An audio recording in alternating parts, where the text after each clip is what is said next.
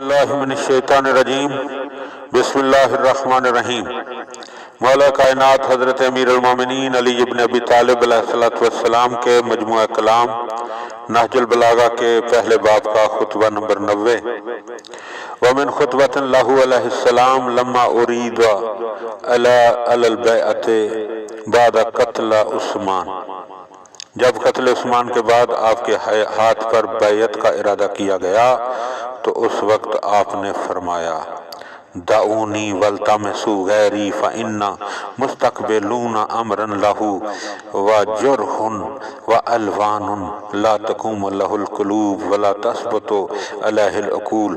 इन्नल आफ़ाक़ क़द अग़ामत वल महज्जत क़द तनक्करत वालमू अन्नी इन अहबब्तुकुम व रक़िबत बिकुम आलमू वालम मा आलमू वलम उसग़े इला क़ौलिल क़ाइले व अतबिल आतिबे।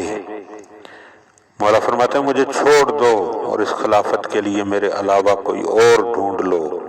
हमारे सामने एक ऐसा मामला है जिसके कई और रुख और कई रंग हैं, जिसे ना दिल बर्दाश्त कर सकते हैं और ना अकलें उसे मान सकती हैं।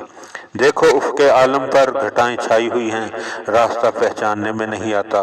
तुम्हें मालूम होना चाहिए कि अगर मैं तुम्हारी इस ख्वाहिश को मान लूँ तो तुम्हें इस रास्ते पर लेकर चलूँगा जो मेरे इल्म में है,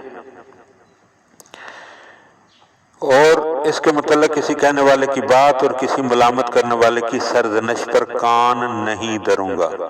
व इन तरक्तमूनी फ़अना कअहदिकुम लअल्ली अस्माउकुम व अतवाउकुम लिमन वल्लैतुमूहु व अमरकुम व अना लकुम वज़ीरन खैरुन लकुम मिन्नी अमीरन।